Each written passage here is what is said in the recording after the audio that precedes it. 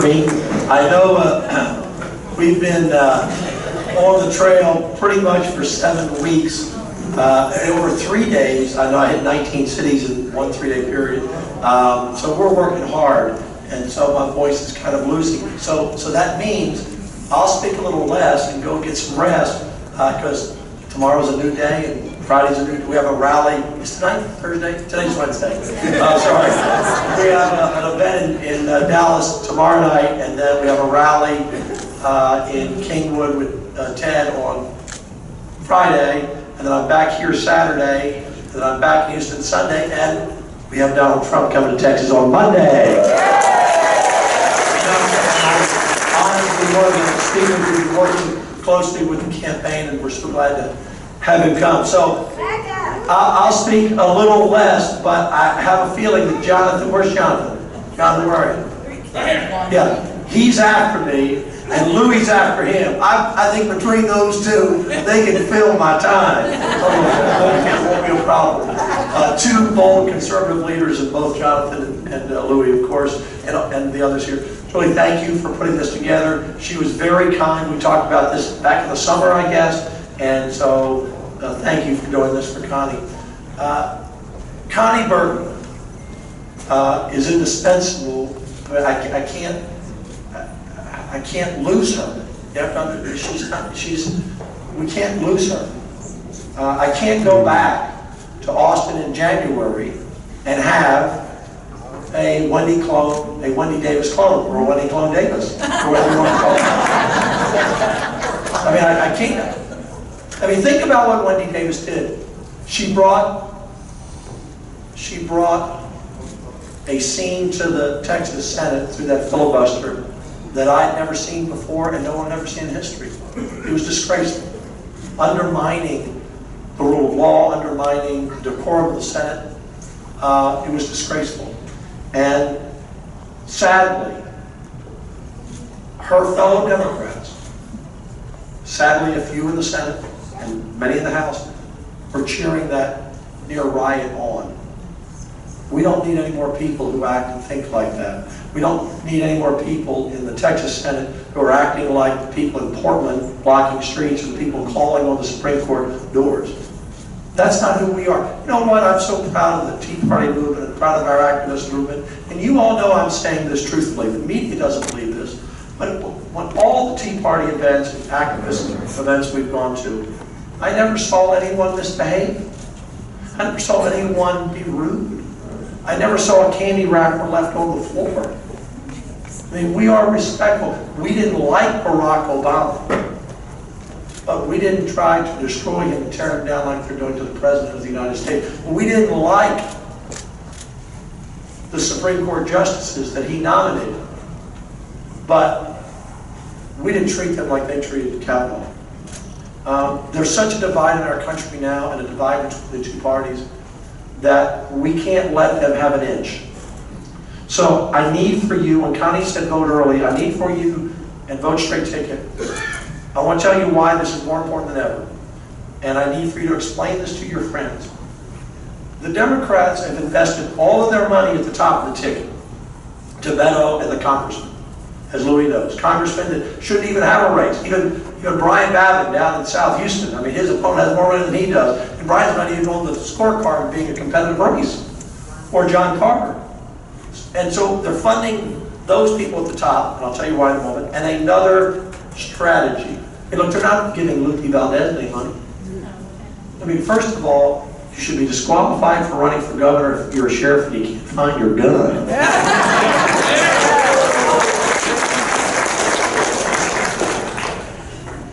Couldn't find her gun.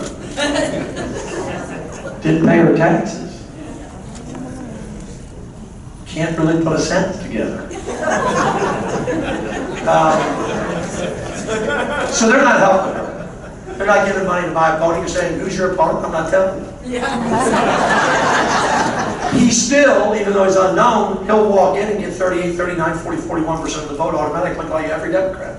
Because that's about where they're blocking. It doesn't matter. They just pay the filing fee and do nothing, and that's what they get. But here's their strategy. They want to get Beto to within 4 or 5 points of Ted. Now, I've always said Ted will win by double digits. I'm not worried. I don't know who's filming me back there, but I don't know if you're with me or just a friend or a plan. I don't know. I'm not saying anything I wouldn't say to anybody. So they are funding the top of the ticket and hoping Beto gets close, like 4 or 5. After last night's performance. Look, let me tell you, and Lou, you know this. You know there are a lot of Democrats in Congress who are liberal. But he's way over there. Way over there. He's a pure out socialist. Clear. Can you imagine what he would be like if he actually was elected and in power to be a senator? I mean, he's bold enough to say what he's saying now. So their strategy is to get Beto close and then to get 75 to 80% of their voters to punch one button and vote straight ticket. Because they know that we don't vote straight ticket as much as they do. You know, we're 60%. I won't ask a show of hands, but some of you in this room will say, Dan, I've never voted straight ticket. I don't like voting straight ticket. I don't want to vote for someone I don't know. Well, then you're going to help elect someone you don't like. Because no Democrat gets out of their primary without being a wild-eyed liberal. No matter what they say in the general, when they try to act somewhat moderate, play to the right, no, they didn't get out of that primary by being anything but a wild-eyed liberal. So, picture the math. There'll be 5 million votes or more. Beto loses by 4, they get 80% straight ticket, we get 60%. That's how she could lose.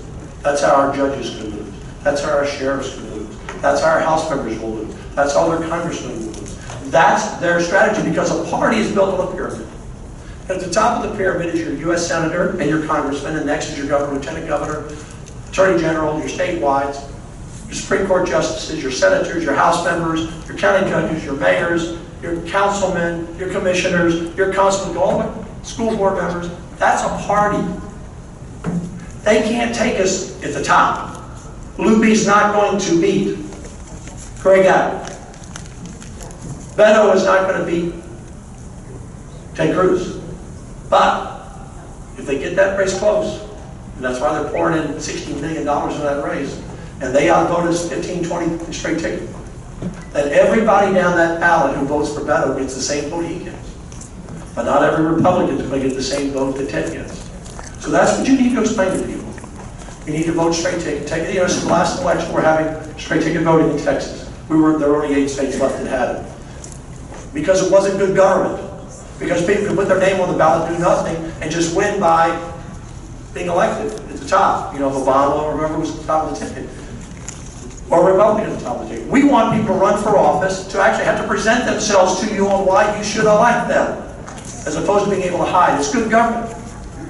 So, whether it's an R&D, it's about good government, having people be accountable and held accountable. So, this election, though, we have to fight fire with fire. That's what it's all about. We've had the most successful conservative Senate in the history of the state of Texas the last 2 sessions. And it's because you elected people like Connie Burton or Don Huffines or Bob Hall. And I can go down the list of our recent members that have come in. Pat Fallon is coming in. Angela Paxton is coming in. And the first Hispanic Republican in the history of the state to be elected to the Texas Senate is Pete Flores.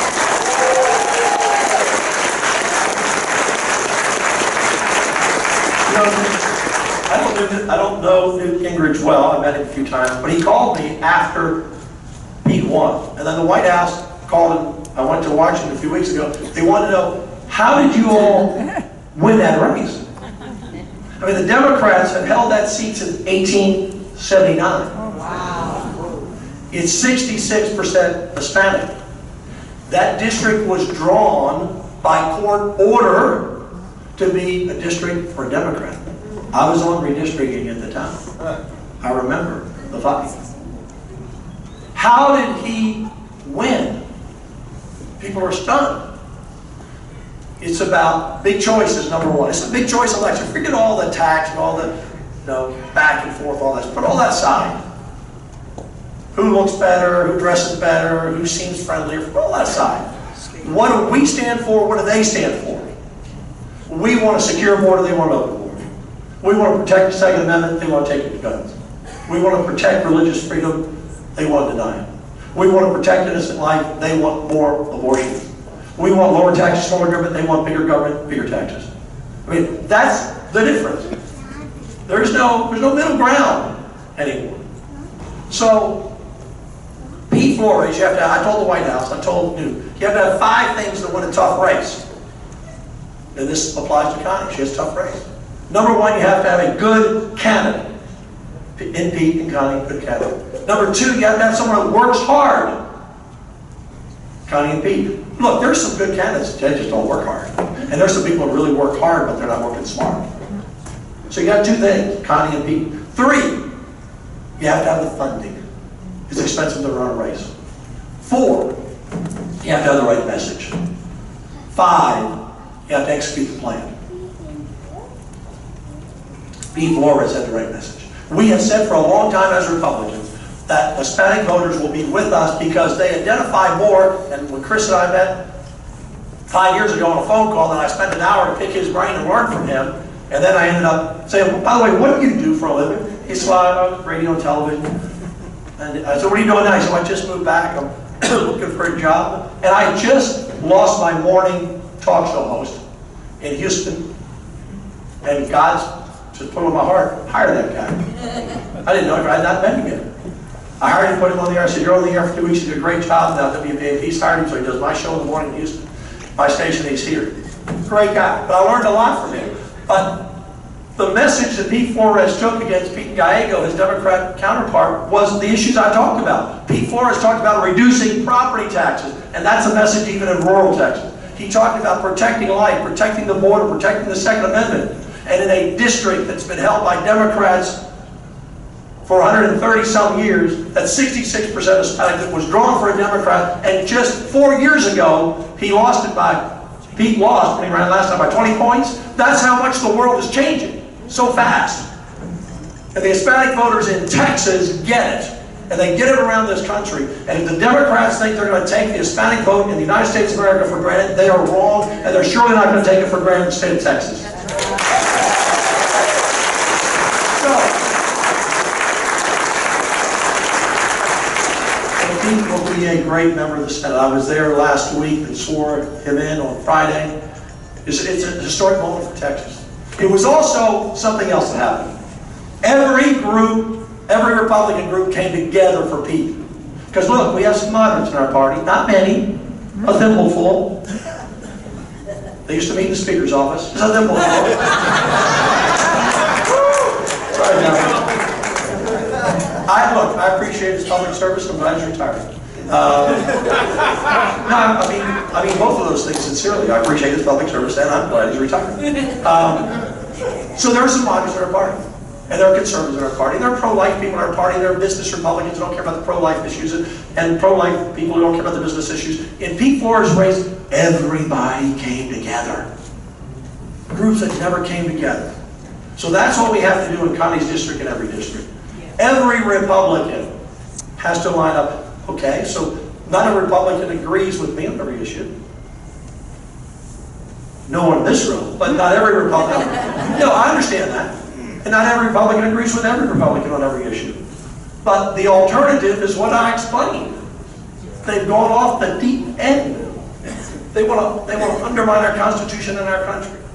And they start here in Texas. So I'll finish with this. That pyramid I just put you about, I got about 10 words left in my throat. That pyramid, they can't wear at the top, but they want to get in here and dig. They want to take some judges and some House members and a senator or two. That's what they want to do. And the reason I went to I never told the story, but it was in the news, so I owned up to it. But back in July, I went to the White House, and I said, or to the executive office building where their team is next to the White House on the same property. I said, look, I have to have the president come to Texas. Because this is what's going on. Ted's going to win. It's not about Ted, it's about this plan that I saw clearly was happening. Because if they get down in the pyramid and build their party, then the president's going to have to defend the state, spend millions of dollars here in 2020, which he shouldn't have to do because we can't lose Texas. He can't be reelected if he loses Texas. That's right. He's not going to lose Texas. But we can't take ourselves for granted. They can't take us for granted. So, thank you for being here on a rainy night. Thank you for putting up with my raspy voice. Thank you for allowing me, I would stay normal, but I need to go get something to eat, get some rest. We've been going since 8 o'clock this morning, and I don't know where we started the day, but we're here now. And I appreciate you all. As I've said to you many times before, I was a stranger here 5 years. I didn't know Julie. I didn't know a lot of people. I remember Julie said to me, back in the kitchen, where we used to meet, where we used to have those meetings, the church or something? The church. And there was a little kitchen back there. And I just kind of met her, and she said, this is when there were 4 of us in the room. She said, I'm going to endorse you and support you, because I've been watching what you've done as a senator, and I believe in you. But you better not let me down. I'm going to watch you. And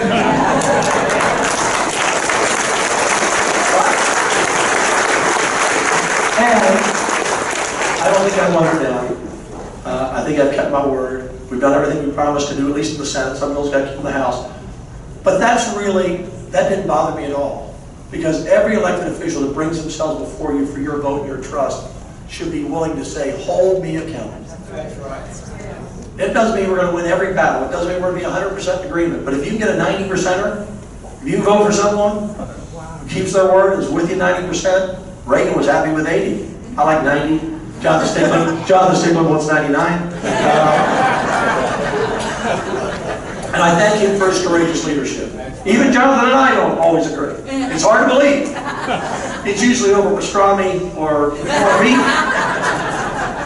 But he and the Freedom Caucus did a great job in the House, and we worked pretty well together. So thank you all. God bless you. Jonathan. Every time I see him on Fox, I think, you know, he's going to retire. They're going to pay him a lot of money to be along. I know that's going to happen. Like that other guy. Who's the other guy that quit recently? Jason Chase. Jason Chase, yes. He wasn't quite as concerned. No. Let me tell you what, Louis. You're not, as Chris said, you're not the alpha. You're like somebody who's had like 4 cans of Red Bull. I see you on television like, we don't have tubes anymore, but for those of you holding up when you had tubes in the tubes would have been going like that. Thank you all, God bless you.